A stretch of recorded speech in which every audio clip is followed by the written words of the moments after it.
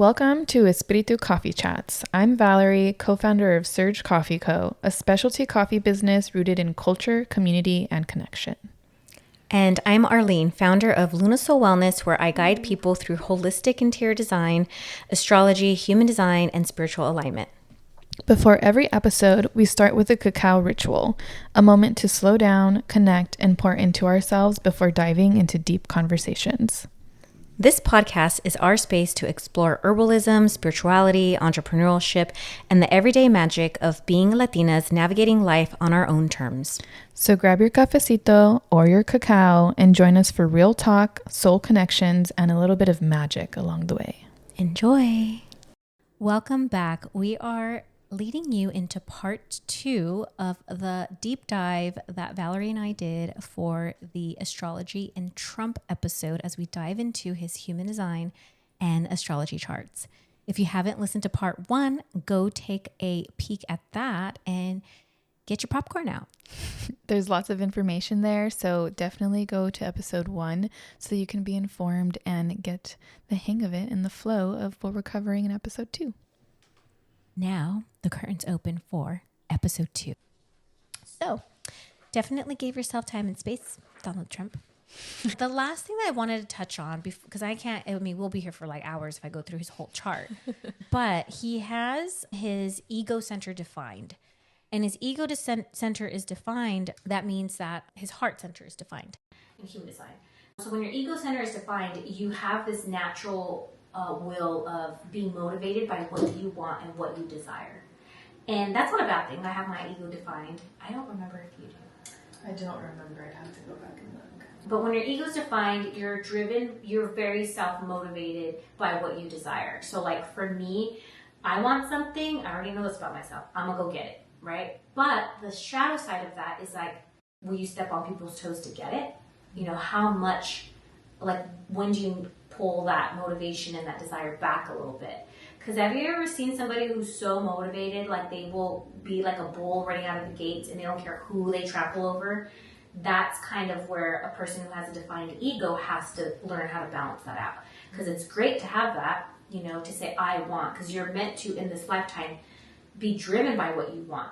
But there's always that fine line. And he has this gate 26. And gate 26 is attached to gate 44. When those two come together in their chart, I'll put up Trump's chart here in a minute. I'll also put it on screen later on. But anyways, so gate 26 is coming out of the ego center. And gate 40, I have this too, gate 44 is on the other side of that. And so it's in the splenic center. And the splenic center is about using your intuition. It's also the center that houses fears. So you have his ego center, which is all about desire and motivation and what he wants and his willpower. Anybody who has that defined. And then the spleen center is about, you know, your intuition, your instincts, and also your fears can be housed in that center as well. So he has this, there's a channel called 44 in 26. When those two meet together, they become a channel. That channel is called the channel of the enterprise. Anytime I see this channel in somebody's chart from doing a human design reading, I'm like, ooh, they are destined to be an entrepreneur. They're destined to either lead a business. They're destined to do something with like sales, let's just say. Now, unfortunately, Donald Trump does not have the whole channel. He's missing gate 44. He needs me because I have the full gate. I have gate 26 and gate 44. So I definitely know this energy. I know that I've always wanted to be a business owner. I do not ever want to work for anybody else. Anytime I was, like, can I be the boss? How can I move to the top? And then even then, I was like, no, you can't tell me what to do. No, I'm going to go, no. Let me just go start my own stuff. So that's that energy of that gate 26, 44. It doesn't mean you have to be a boss or an entrepreneur. It just means like you need to be able to be at the top of something of your, whether it's your company or whatever it is, or managing in a sense, because you have a natural knack for sales. And you're also going to have a natural knack of knowing what's good for people. So the knowing what's good for people comes from gate 44. The sales part comes from gate 26. Donald Trump has the gate 26 part. Now the tricky thing is when somebody has only that part, I like to use this, I use this as an analogy in my human design chart readings when somebody has this channel. or gates or whatever, gate 26 or gate 44. I always talk about the car salesman because this is like the car salesman basically channel. Yeah. You know, you own your own car sales lot, right? And so somebody comes up from your car lot, and if you have a full channel, you're like, oh my God, here comes this family. And then the dad comes, and the dad's like, I was going to say Tesla. Okay, I want a Tesla. And I want the one that has the seat in the back, right? And he has a family of 5, right? And, and then the salesman is like, dude, no, you need a van. Mm-hmm. You need a van. Let me show you what you really need versus what you want, right? And let me come from a perspective of, or it's even like this, like, they don't want to sell you a lemon. Mm-hmm. A true good salesman wants to give you exactly what you need and what you want, and they want to sell from integrity. Even though they have to get rid of a car, right, that is old and beat up and that's been used, but would it be right for them to sell you that car knowing that it's going to break down at some point, right? So that's where that whole sleazy salesman comes from, is that, not selling from integrity and from a good place, right? So Donald Trump only has the one that wants to sell. So if there was somebody that's going to come to his sales lot, he's going to be like, here's this shitty ass car. It looks nice, right? Because he knows how to, oh, look it has good rims and it has this and it has that. And even though it's used, it's great. You should take it. You get another car. Your family could just get another car. That's something that he would probably say too. Like, take this one. What's wrong? Think about yourself. What do you want, Dad? Not thinking about what the dad and the family and everybody else really needs, right? Look at me, I'm being such a jerk. So rather than if he had the other gate 44, he would have a checks and balance of like, ooh, geez, I do need to pay my bills. Should I sell them this? Nah, you know what? I got to think about the future, because gate 44 is about the future. Because remember, there's fears in gate. So gate 44 is fear of the future. That's the fear that's tied to that gate. The proper salesman would be like, but if I sell him this, my fear is he'll leave me a bad review, and my future will be messed up because future clients will read that review and then they won't come and shop for me. That is how the fear of the future plays out, right? Mm-hmm. So he has no fear of the future. There is no fear because it's not defined in his chart. He kind of has an essence of it in a sense, but not a full, like, okay, I know it's there, but whatever. Anyways, what do I want to do? So there is the gate 26 that's like anytime you have a hanging gate, which means that you're not connected to the other gate, there's always the but. When you have the other gate, it's a perfect balance. They harmonize each other.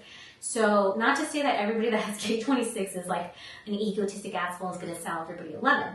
It's just that, again, it's like going back to what I said with astrology. There's a shadow side to it. So the shadow side of this gate 26, is the egoist, and it's attached to the ego center. And that ego center, if that's a good heart, a good ego, a well-defined, good, nice quality heart, it's going to check itself in that way.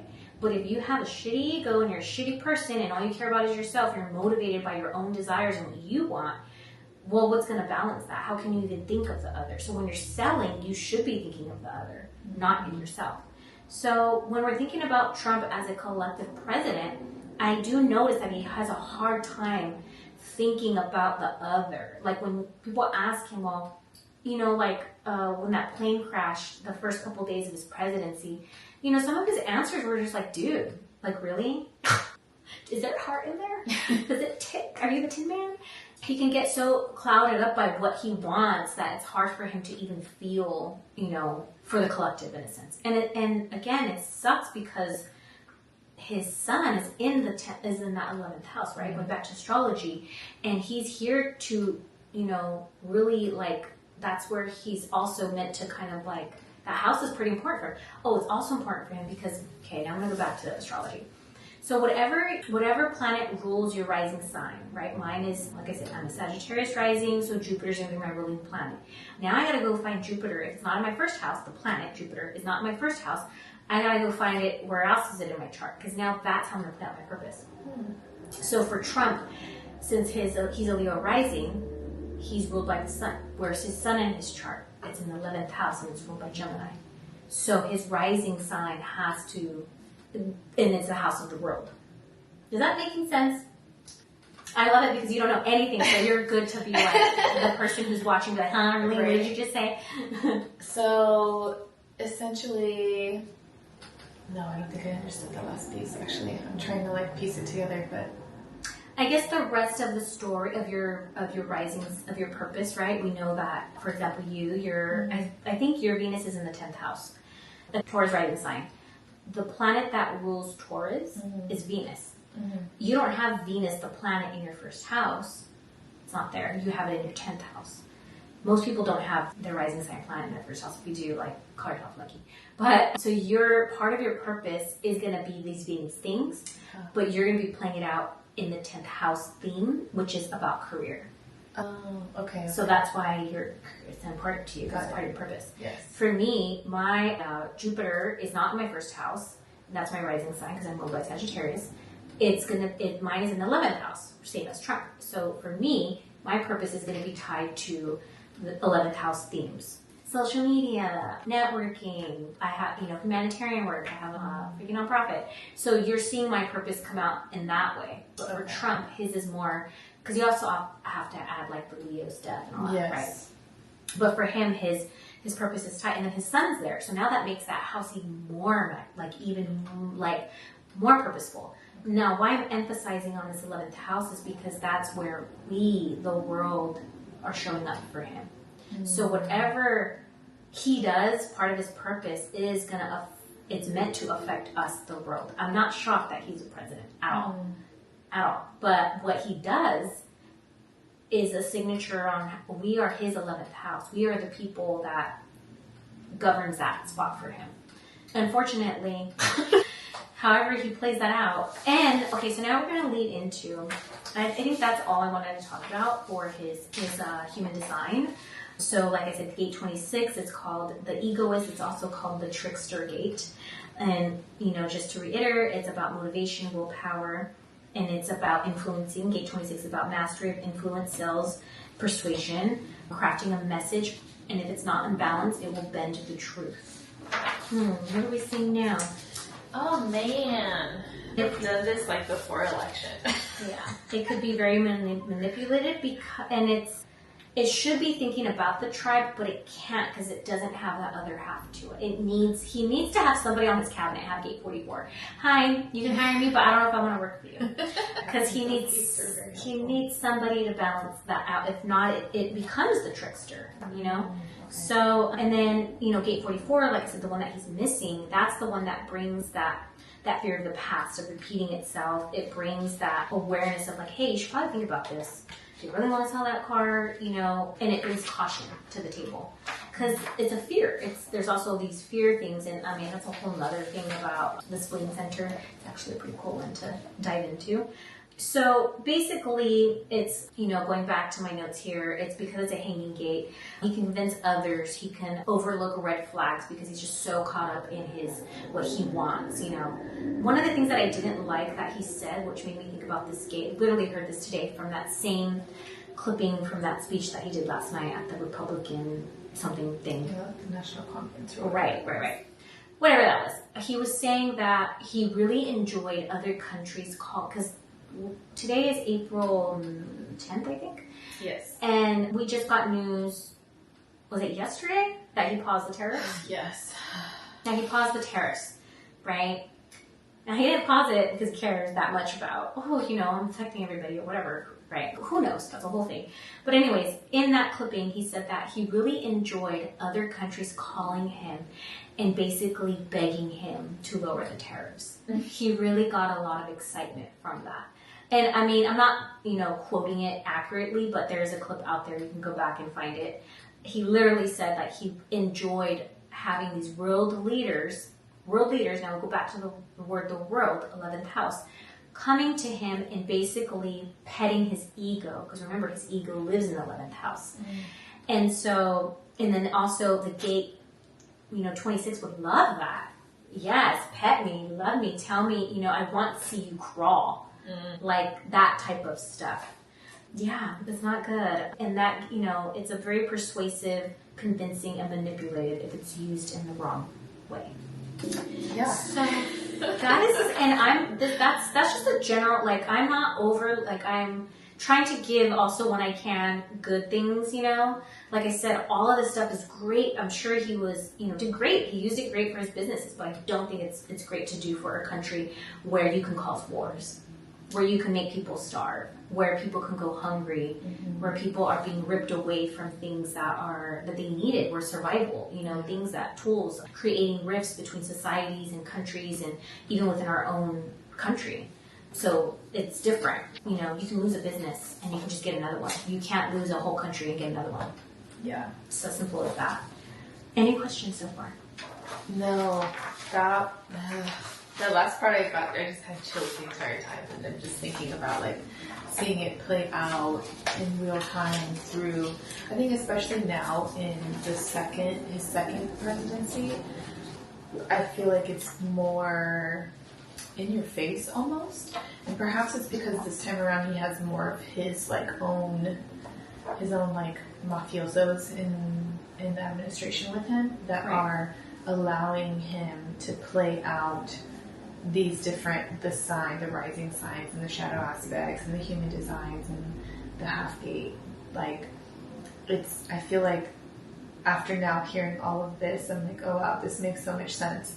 And thinking back to the first presidency, like I felt like we did get some of that, but it was a little bit more controlled, I think, because the people around him were, like you said, they had like the dark side and the angel side and like balancing each other. And I think he had more of like the balance back then in the first term, and now in this term they're doing whatever the hell they want.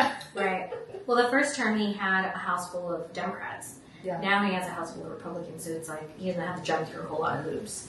Yeah, they all just. And he has Elon paying for all his whatever he wants type of things. Yeah, we should look at Elon's chart. I was thinking that yesterday. And I was like, okay. Part 2. Trump's cabinet. That actually would be, I wouldn't mind jumping into that one. Yeah, there's a lot of things that I'm like, okay. When I literally sat down and wrote the outline for this and dove deeper into it, I'm like, oh shit, this is crazy. And it's even crazier because the United States also has its own birth chart, and Trump's chart aligns with that too. Now that is a whole nother episode. But there's a lot of things that I'm like, as just looking, you know, astrology chart, black and white, everything, trying to take out my own, what do you call that, biases, and just reading it as I would anything. And I'm like, this still doesn't sound good. Like, I'm trying to be very, objective in a sense, and it's hard. It's just like everything I'm looking at, like, oh shit, oh damn. Like everything's not sounding great. I guess the last quick thing I wanted to touch on, because you just reminded me, there was another thing about him, that he's very nostalgic. He has some nostalgic stuff in his human design chart. And one of the things that, now that I look at his Incarnation Cross Eden, is that Incarnation Garden of Eden. Okay, so just think about the Garden of Eden. Yes. Sorry. Anybody who has the Garden of Eden as an Incarnation Cross, at some point in their lifetime, whether you believe in reincarnation or not, let's just say you do, you were part of that Garden of Eden. So you knew what that felt like to be in this like world of, you know, go pick that apple. You know, beautiful garden. There's kind of an innocence to it, you know? And so I feel like Trump's Garden of Eden, he always talks about the 50s. Yep. The golden age, the golden era. That, I would say, was the Garden of Eden in our modern times. I mean, that is when all the wars ended. Baby boomers were coming, you know, the parents of baby boomers were booming it up and making babies. And Hollywood was at its best. You know, you had Marilyn Monroe, you had all these, like, Hollywood blew up, and there's all this glam, and the Art Deco revival came back, and there's these, you know, beautiful, you know, repeats of that 1920s look, but even more refined, and like that Art Deco came out, and, you know, it was like nice, you know, cars were great, you know, United States economy was good at that time for the most part. Moms still worked at home, but, you know, it was a good economy for the most part, from what I know, from what I read in history. So he kind of is like, that's his Garden of Eden. And I think that's why he's taken us all back to that time. Now, during that time, doesn't mean that there wasn't an oppression. Just like in the Garden of Eden, doesn't mean that there was not oppression didn't exist. How do you think Lilith came about? You would know about the story of Lilith. Eve Eve being deceived by the snake. Like there still was some under stuff there. So like back then the Civil War stuff was coming up, or civil rights stuff. There was things, that were still like not good, that we still needed to evolve from. But he's trying to take us back to these conservative ways, these conservative thinkings. Women stay home, cook food, make babies, have sex with your husband, and man, go work and be successful, and also just do whatever the fuck you want, and no birth control. No abortions. Abortions weren't allowed back in those days. So he's taking us back in our 2028, age of 2025, trying to take us back, billions of 75 years back to a time where in his childhood, again, going back to his Sagittarius moon, nostalgia. Like he wants to fulfill that Sagittarius moon of that, like, let me have my rose-colored glasses on and everything looks great.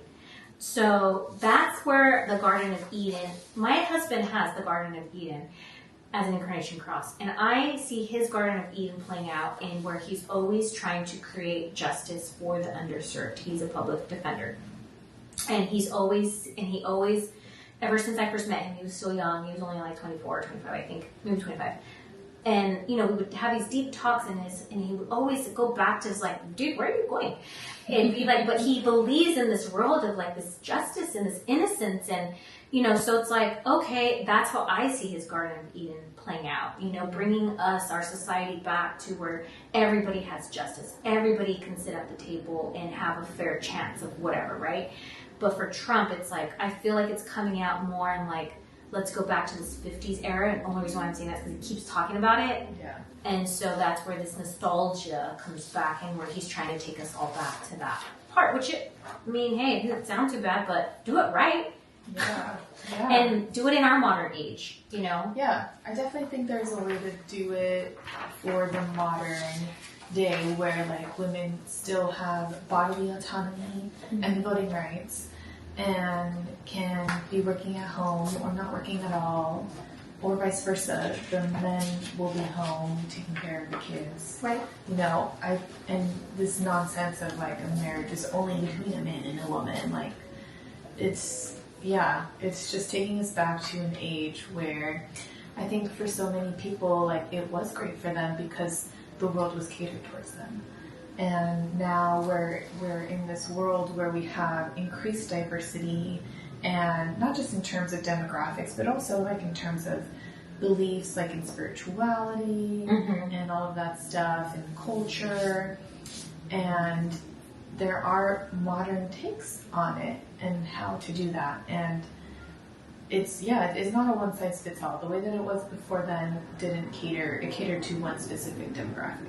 Right. And now we need those kind of similar concepts to be applied to the modern demographic and modern day and age in society. Because I do feel like it is beneficial. Like, think about like how our kids were taken care of. Like I grew up playing in the streets with our neighbors. And now I don't even know half of our neighbors. Or how back at that time, Detroit was an economy bursting because it was U.S. manufactured, which I think that's his whole other thing that he's trying to do is bring manufacturing back to the United States. But his plan to go about it isn't really playing out in that way. So that's where it's like, it would be nice to have more things made here in the United States. But like, why did we get away from that in the first place, right? But again, his intent is like, it's not coming from this like smart, logical place. Not to say like we can't bring those things back to the United States, but like his plan for it isn't making sense, and it doesn't sound like it's peaceful, to be honest. Yeah. Okay, this episode's getting real long, so I'm gonna power through this transits part. Okay, so he The fire truck's passing by. has right. He's done. With a big howl and a tiny little dog. Okay, we'll be quiet. Okay, so we're going to break down the transits for Donald Trump. So the biggest transits that we're all going to go through, just in general, I'm just going to name them out right now. We're all going to feel this. And you'll know how it's going to play out for you based on your astrology chart and based on the house that rules these zodiac signs. We just had Neptune move from Pisces into Aries. So for Trump, Neptune was in his 7th house. And now it's moving into his 8th house. Ooh, that is no bueno for him. Wait, hold on. I'm like trying to acquaint myself with his astrology chart. Okay. Huh. So moving. Okay, anyways. So Neptune is going into Aries, and it's going into his 8th house. So his 8th house is kind of it's the house of other people's finances. Mm-hmm. It's also the house of death. So there's some stuff that's going to be going on for him. Not saying that he's going to die, but when Neptune's there, Neptune is a sign of dreams and like going out of this world kind of thing. But that's not what worries me so much about him with that transit. I think the bigger transit that I'm kind of looking at is, so right now, Uranus is currently up against his MC. The MC in your chart is your midheaven, which is like your career and what you're known for. This is like, I swear I could not even like make this shit up. Uranus is the planet of big change. Big like, woo, you were known for one thing today and the next day you're known as something else. So I'm not shocked that he went from, being a typical citizen, right, to being the president of the United States. That's a big shift for anybody, right? So Uranus, and it's at 25 degrees today. His MC in his natal chart is at 24 degrees and it's in Taurus. Uranus moves slow, so this tells me like probably in March it probably was at 20, they were both probably at 24 degrees. So that means that his social status was going to change. Big, right? Crazy. Because anything that Uranus touches, it's like a big change, a big innovation. And also, because it's also part of his reputation, MC is what you're known for in your reputation. So the MC reputation, it is all about, I'm trying to pet my dog because she's in the bar because there's like sirens. Anyways, let me get back on track. Okay, so reputation. So Uranus going up against his MC and his reputation, it means his reputation is going to be like, nobody knows what to think of him. Like, what? Uranus is like the tornado planet. It's a planet that's like, whoa, well, I thought this one day and the next day and now I'm thinking this and then now you're this and then now you're, So his reputation is all over the place.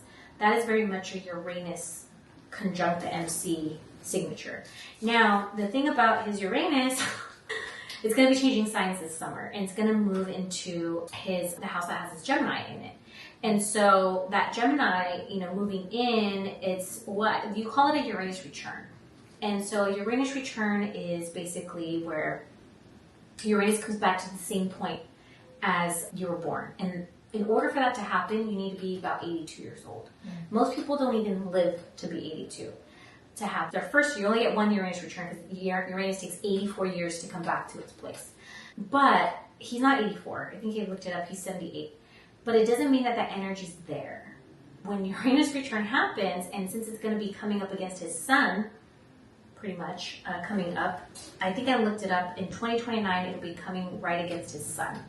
So that could mean a couple of things. It could mean lights out.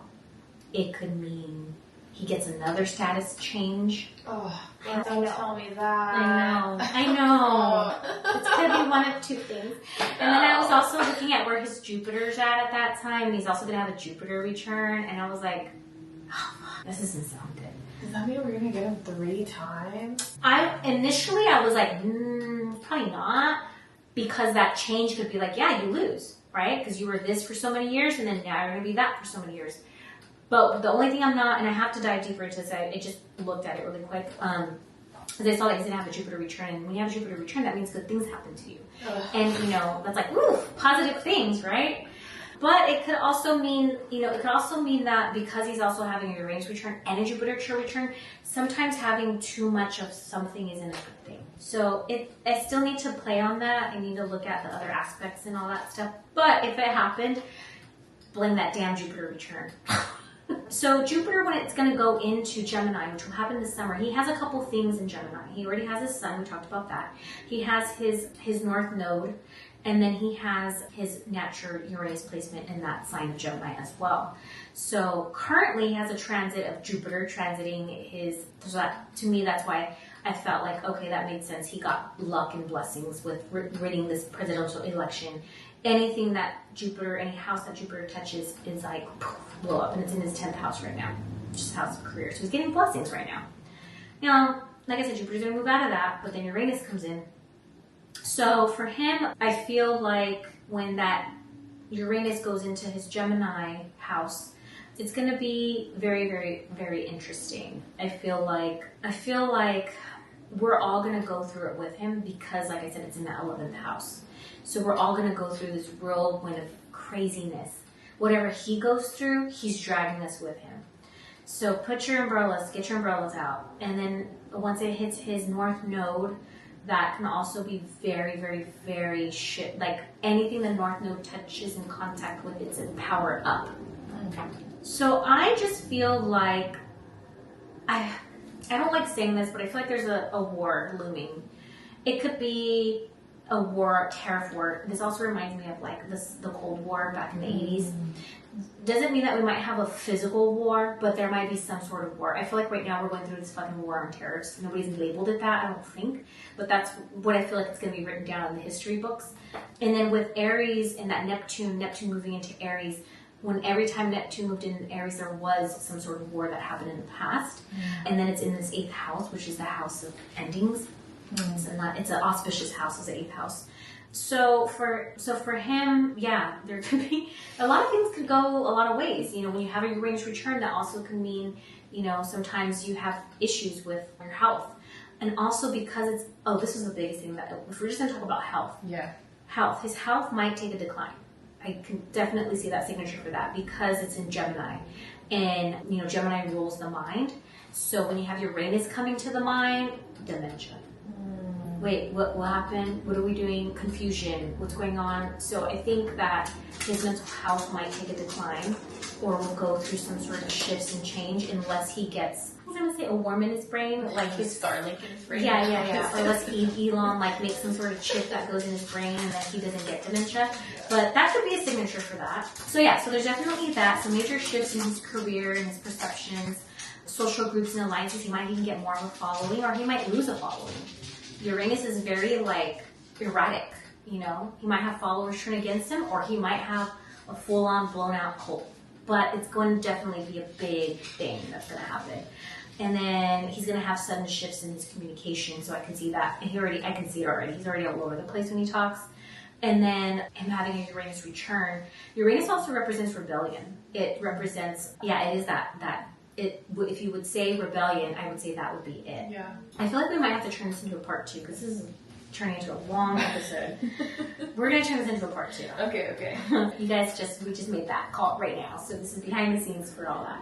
Anyway, so Uranus return, it signifies rebellion. And it being in that Gemini, it could feel very rebellion. It could, signify civil war or us rebelling against him, sort of say. Or the world rebelling against us. I mean, if I'm talking about it from a leader standpoint, because he's our president. So, that doesn't look fun. And then, let's see, there's a couple things that I noted, like his Mars return, that's a big one for people. It's an energetic news cycle, but it's going to be coming against his natal Pluto, which is very intense. So that can be very intense for anybody. When you have a Mars return, that means like you get heightened Mars things. So things of anger, aggression, conflict, war, Mars rules those things. And so when you have it return back to your natal placement, you might get themes of that. Themes of, people being mad at you. You being agitated. Health problems, more inflammation. For him, it might be more inflammation in the brain. But he's basically going to go to that pretty soon. So all these things are happening over this summer. Because all of these signs that I'm talking about are changing signs this summer. And they've been in signs for a while. So it's going to feel like a whole new energy. So basically when the summer rolls around, we're all going to go through a shift. But for him, this shift is bigger because he's having some returns coming up. For example, like that Mars return, he's actually coming to his natal point. Or it's going to be coming into the same houses where those planets are, and he will eventually be having returns. So anytime, you have, let's say, like, his Uranus is in the 11th house, and then you have, for him, it's at 17 degrees, I think. Yeah, 17 degrees. Now, Uranus moves fucking slow. It's going to take 4 years for it to get to that point. But even when it moves into that house, like, if you're looking at the chart and it moves, it's already right here, but it's going to cross over pretty soon by the summer. Now that whole house kind of feels it. But it gets more and more intense the more that Uranus moves closer and closer and closer to it, the energy just gets more, it's like a momentum, like a buildup. When it's at least 8 degrees away, you would call that a conjunction, and that's when you feel it intense. And then when it's a full degree by degree, 17 degrees, 17 degrees, the transit is 17 degrees, and if his natal Uranus is at 17 degrees, now they're talking to each other, and they're like, oh, I see you, let's blow this shit up. So it's going to be crazy. I don't like a lot of this stuff. Saturn's going to be going into the 11th, Saturn's going to be going into Aries as well. So with that said, there's a lot of stuff that's going to be changing. So for him, it's going to, this is another thing, because it's in Aries, and for him, if it's in his ninth house, it's about legal matters, culture, diplomacy. And Aries rules war, conflict. So we're going to get a lot of that this summer. We're going to see the beginning of it. So take note this summer, because this is just the beginning of what could happen. And just prepare yourselves. Prepare your mind mentally. Prepare your body physically.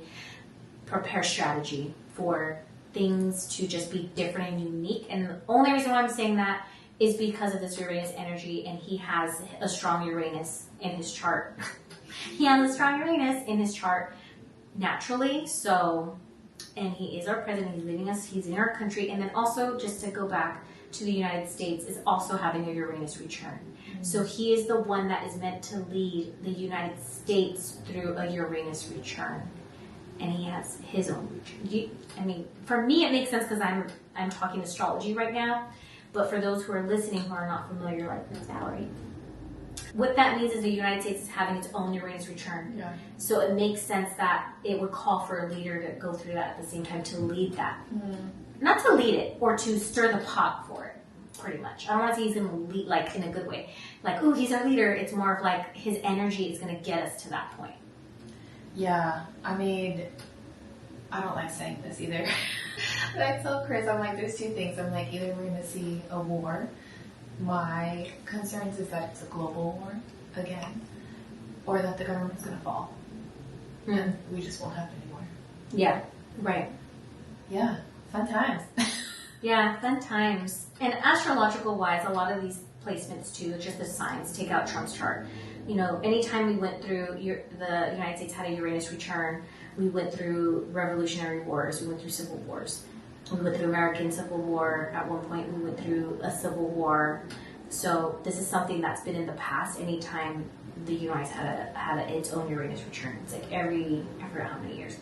And the Neptune and Aries stuff too. The last time that happened, we also had wars happen. And I don't like to say fear monger or anything like that. I'm just talking from what I'm looking at in astrology and what's been in the past. So that's where I'm coming from. I definitely don't want to go to war. I don't want to have a war. I don't want to have a lifetime where I'm in a war or where my children are in a war. I would like to be in the stars by the time that happens. And my children as well, and their children. But at the same time, it's there. There's some stuff that's there. It's all in the stars. It's there. So I would just say, don't be too naive right now. Don't think that these things cannot happen. Don't think that we cannot have a World War III, or that we cannot have genocides, or that we cannot have what happened in World War II with Hitler and, all that stuff. My hope is that doesn't happen, but because I like to think of astrology as the shadow side of it, or the positive side of it too, and maybe we all do have this rebellion, but we all come together and we stop it and we get it before, it builds momentum, and it could be that too, right? And there's nothing wrong with fighting, to be honest. It's just that when it gets nasty and ugly, there's nothing wrong with speaking your truth. There's nothing wrong with revolting. It's just that if it could be done in not such a disruptive, crazy, hurting way. Yeah. We need to take a page from the book of France and how the French protests are. Man, they let the government know when they're not happy. Yeah. Yes. And when I was in France, there was a peaceful protest going on, and they had the cops there, and the cops stayed off to the side. They were just there to be like, nobody fuck up. But they weren't like aggressive. They just, and it wasn't, I think it was a protest about South Korea. North Korea. It wasn't even like a protest about like France or anything like that. But it seemed peaceful, and it was you know, in a public area, and we were the ones that were all freaked out. Like, oh my God, there's cops. What's happening? What's going on? Because anytime we see that, we're like, oh shit, you know. But in other countries, they're like, yeah, have a protest, that's fine, and the cops aren't seen as a threat. Yeah. You know, the difference in the United States, cops roll up and you're like, oh, who's gonna get a beat down, or who might get shot? All the people of color are like, oh damn, I gotta hide. So, anyways, that is a nutshell in a sense of just the summer forecast of this year, 2025. Thank you for joining us on this episode of Espiritu Coffee Chats. We hope you enjoyed our conversation and found a little inspiration to take with you. If you loved what you heard, don't forget to subscribe, rate, and leave a review on your favorite podcast platform. And stay connected with us on social media for updates, behind-the-scenes content, and more. Until next time, keep the spirit alive and the coffee brewing. Cheers! Cheers. Ow, ow, ow.